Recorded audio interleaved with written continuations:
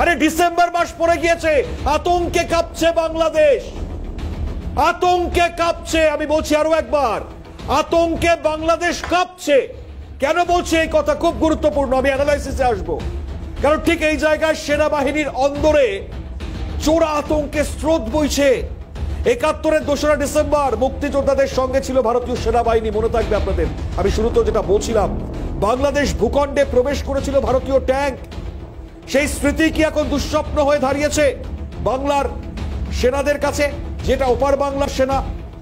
এবং যেটা অত্যন্ত তাৎপর্যপূর্ণ, বাংলাদেশের আর্মি জার্নালের গোপন তথ্য, সেটা সিএনএর হাতে। এবং সেই গোপন তথ্যে কিভাবে তারা আক্রমণ সাজাচ্ছে তার ছক বা ব্লুপ্রিন্ট, সেটা সিএনএর এক্সক্লুসিভ। সেই তদন্ত সাপেক্ষ আমরা একে একে সেই ছবি দেখিয়েছি। এবং যে ব্লুপ্রিন্ট তৈরি হয়েছে এবং সেই সম্ভাবনার জায়গাটা একেবারে উস্কে গিয়েছে। এই দেখুন, বাংলাদেশ আর্মি জার্নাল। এবং এই আর্মি জার্নালের ভিত্তি বুঝতেই পারছেন, মানে খুব স্বাভাবিকভাবে একটা সরকার ছাড়াই আর্মি জার্নাল হতে পারে না, খুব স্বাভাবিক, এটাই খুব স্বাভাবিক জায়গা। এবং ঠিক এই পরিস্থিতির মধ্যে দাঁড়িয়ে ভারতীয় সেনা কিন্তু সতর্ক।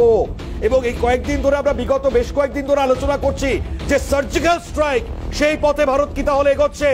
আর কি কিছুক্ষণের অপেক্ষা? কোন কোন জায়গাগুলো আরো খুব স্বাভাবিকভাবে সামনে আসবে? দেখুন, এই মুহূর্তে আমরা দেখাচ্ছি এই জার্নালের দ্বিতীয় পাতা, যেখানে নামগুলো সম্বন্ধে আপনারা প্রত্যেকে ওয়াকিবহাল হচ্ছেন।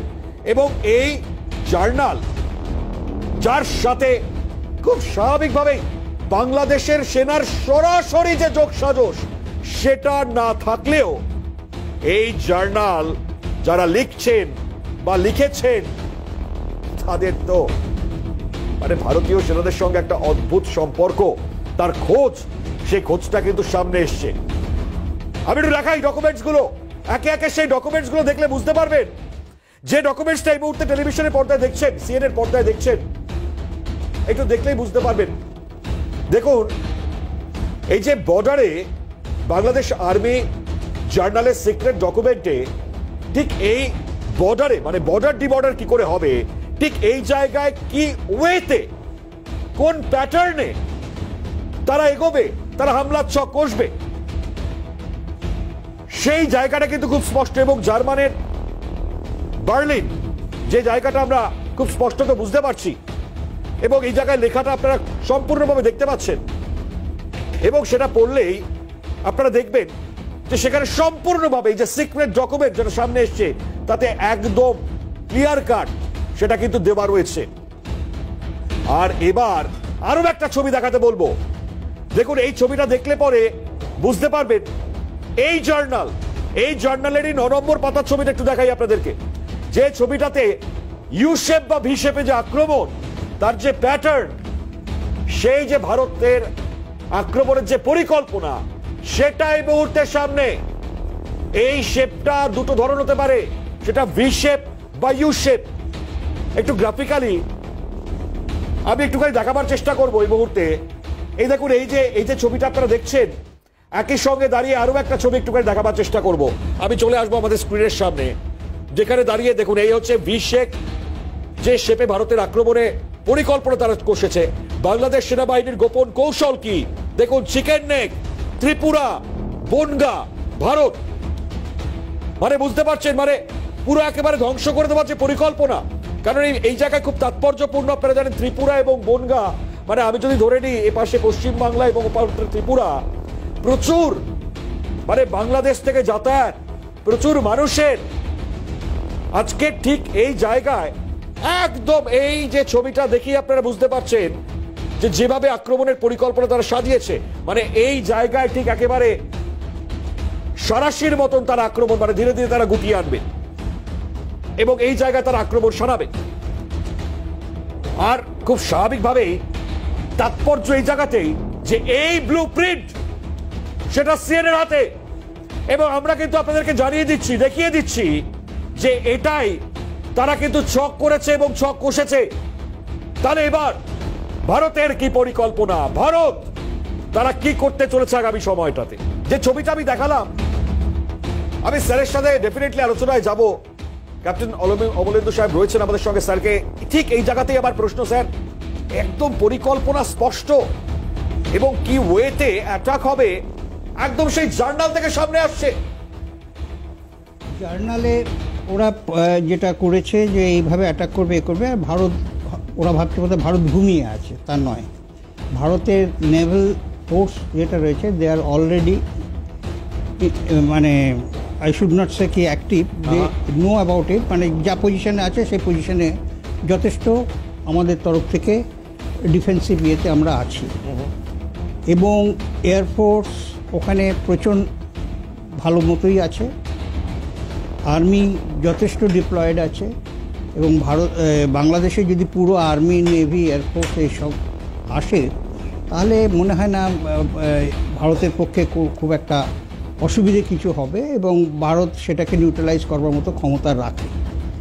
কিন্তু এখানে আমি একটা কিন্তু এই জন্য বলছি যে ওরা যদি বিদেশি কোনো শক্তির সঙ্গে আন্ডারস্ট্যান্ডিংয়ে গিয়ে থাকে তাহলে এইটা হয়তো একটু বড় আকারে ভারত। কিন্তু স্যার আমি এই জায়গায় আপনাকে থামি একটা যদি ছবি দেখাতে বলি, আমি প্লিজ এটা দেখাতে বলবো যে এই যে পাকিস্তানি গুপ্তচর সংস্থা বা আজকে পাকিস্তান থেকে যে আইএসআই কর্তার ছবিটা আমরা দেখতে পেয়েছি একদম সেনাবাহিনীতে, মানে বাংলাদেশি সেনা বেসে, এই ছবিটাতে তাহলে আপনারা কি বলবেন? এই দেখুন, ভারতে আক্রমণের ছক করছেন আইএসআই কর্তা, এই ছবিটাই তো অনেক কথা বলে দিচ্ছে।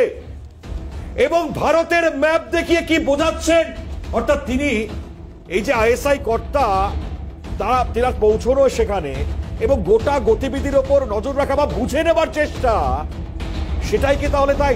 স্যার আপনি যেটা বলছিলেন এবং এই ছবিটা দেখাবার পর আপনার কি মনে হয়? এই ছবিটা দেখানোর পর আমার প্রথম যেটা মনে হচ্ছে, এরা এত টপ সিক্রেট কনফারেন্স করছে সেটা আপনাদের ক্যামেরায় চলে আসছে। তার মানে বুঝতে পারছেন যে ওদের সিক্রেসিটা কোন লেভেলে আছে। মানে ইঙ্গিতটা কি তাহলে পরে স্যার এটা? সেটাই আমি বলছি যে ওদের যে ওরা একটা এই যে মডেল ডিসকাশন যেগুলো হয় এটা মানে অত্যন্ত টপ সিক্রেট অবস্থায় হয়। সেইটা যদি বাইরে লিক আউট হয়ে আসে তার মানে আমাদের বুঝতে হবে যে সোর্সের মধ্যে ভূত আছে। মানে ওদের মধ্যে এখন যেটা আমি বলি, ওদের একটু যদি আমি ডিটেলসে বলি তাহলে ওদের মধ্যে আছে কি, ওদের মধ্যে নিজেদের আর্মির মধ্যে প্রত্যেকটা মানে ব্যুরোক্র্যাটদের মধ্যে সব জায়গায় কিন্তু ওদের ডিভিশন আছে। একটা হচ্ছে পুরো মৌলবাদী টাইপ, একটা হচ্ছে মানে মৌলবাদী নয় আর কি, যারা প্রো ইন্ডিয়ান আমি বলবো না, যারা বলবো ঠিক অ্যাপ্রোপ্রিয়েট ওয়ার্ডটা আমি ঠিক আছে আমরা বুঝতে পারছি আপনি যেটা বলতে চাচ্ছেন, যাদের মধ্যে এই ধর্মীয় অন্ধতা কম, মডারেট। এটা কিন্তু মডারেট, কিন্তু বাঙালি মুসলমানদের মধ্যে আপনি 80% পাবেন।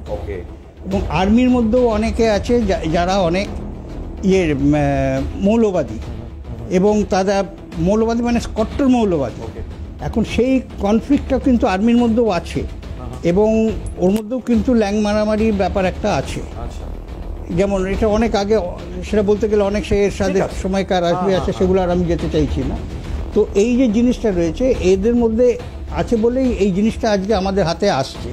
ফলে এই ইনফরমেশনটা মানে যুদ্ধ যাবার আগে যেটা সবচাইতে বড় জিনিস দরকার, যেটা আমি বললাম যে আমাদের নাগরিকদের সচেতন করা এক, দ্বিতীয় হচ্ছে যেটা আমি সেকেন্ড যেটা বললাম যে ইনফরমেশন গ্যাদার করা দুই, আর এই মুহূর্তে আমার যেটা মনে হয় মানে যেটা আমি খুব স্ট্রংলি এটা বলব, যদিও আমাদের এই আলোচনার বিষয়বস্তুর মধ্যে হয়তো আপনি ইনক্লুড করেননি, সেটা হচ্ছে এক যে আমাদের বেঙ্গল রেজিমেন্টের অবশ্যই দরকার, বেঙ্গল রেজিমেন্টের অবশ্যই দরকার। এবং এ বিষয়ে আমাদের সুখেন্দু শেখর রয় একবার পার্লামেন্টে তুলেও ছিলেন, কিন্তু পুরো ধামাচাপা হয়েছে। এইটা কিন্তু অবশ্য দরকার, অবশ্য দরকার এক। দ্বিতীয় হচ্ছে যে আমাদের যে আর্মির যে ইয়াং এজের আর্মি, মানে আজকে যদি এমার্জেন্সি দরকার হয় মানে গ্ল্যান্স আমরা অনেকগুলো ছেলেকে নিতে পারবো, সেটা যদি করতে চাই তাহলে আমাদের কিন্তু স্কুল কলেজ লেভেলে এনসিসিটা ভীষণভাবে দরকার, এনসিসিটাকে কম্পালসারি করার দরকার। দ্বিতীয় হচ্ছে আর্মিতে বেঙ্গল রেজিমেন্ট দরকার, কারণ বাংলাদেশ এটা আমাদের একটা মানে চিরদিনের প্রবলেম থাকবে যতদিন বাংলাদেশ থাকবে। কারণ সবসময় যে মানে আমাদের বন্ধু সরকার আসবে সে নয়, সেটা আশা করা উচিত নয়।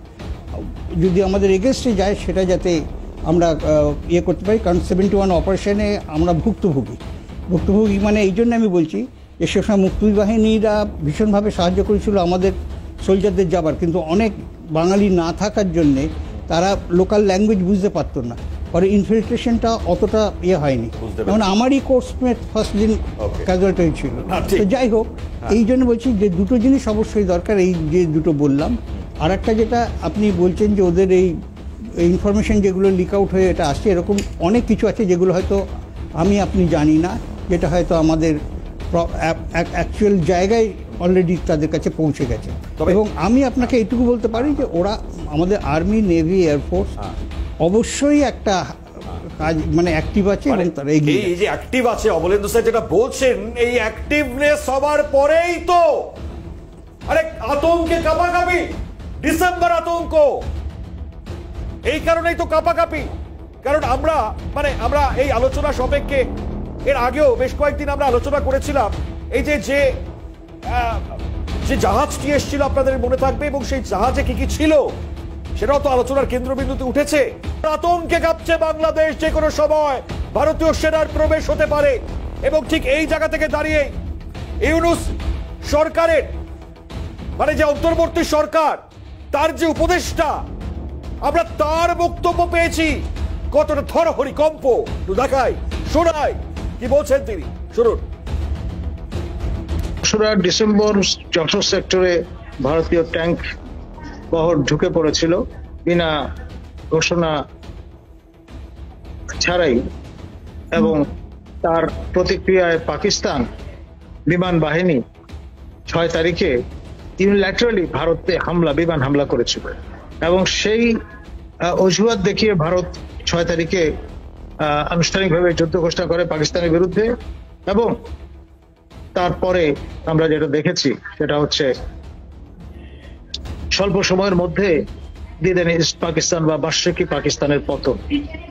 যশোর ইনভেন্সিবল একটি সেনানিবাস, সেই সেনানিবাসের পতনের অপেক্ষা না করে পাশ কাটিয়ে চলো চলো ঢাকা চলো, সেইভাবে মিত্র বাহিনী এবং মুক্তি বাহিনী যৌথভাবে ঢাকার সন্নিকটে এসে হাজির হয়েছিল, ৩৬ সেনা নামানো হয়েছিল।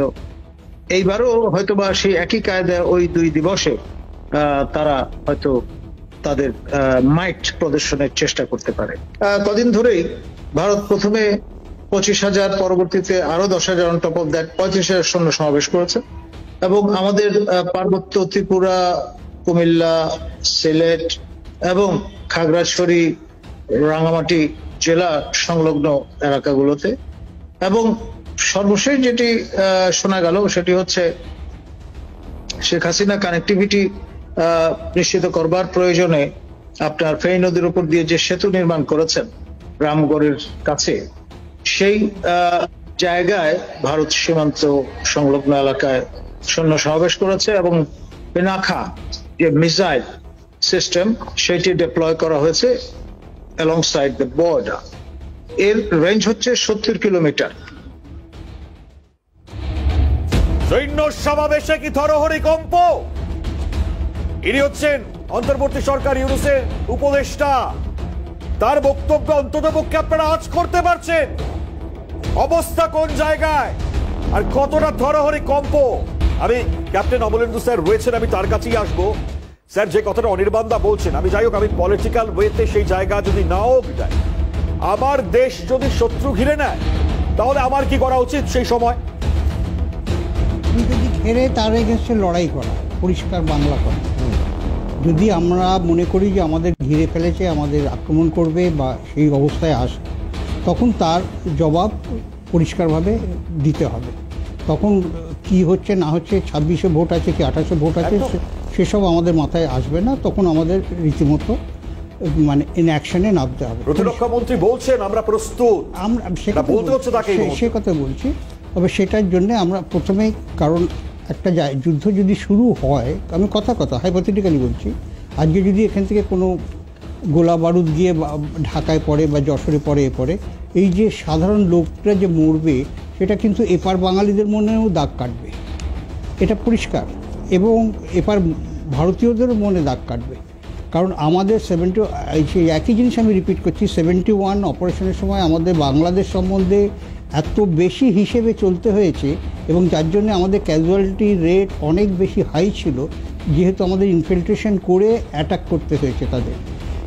এবং এর পেছনে 71-এ যখন আমরা ওয়েস্টার্ন সেক্টরে পুরো ভেতরে ঢুকে গেলাম, মানে ওদের পশ্চিম পাকিস্তানে, সেই চাপটা সহ্য করতে না পেরেই তখন কিন্তু ওরা রিএনফোর্স করতে পারলো না ইস্ট পাকিস্তানের জন্য। ফলে এটা ইস্ট পাকিস্তানের যে সোলজার ছিল সেই নিয়ে ওদের লড়াই শুরু করতে হলো, এবং আলটিমেটলি ওদের সারেন্ডার করতে হলো। কারণ তখন দুটো দিক আমাদের করছে। এখন যদি বাংলাদেশের সঙ্গে আমাদের লড়াই করতে হয় বা নামতে হয়, এখনের এই প্রেক্ষিত কি সার্জিক্যাল স্ট্রাইক করতে বাধ্য করছে না?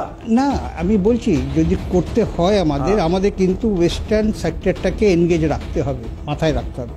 পাকিস্তানকে পুরো এনগেজ রেখে তবে কিন্তু আমাদের বাংলাদেশে ঢুকতে হবে।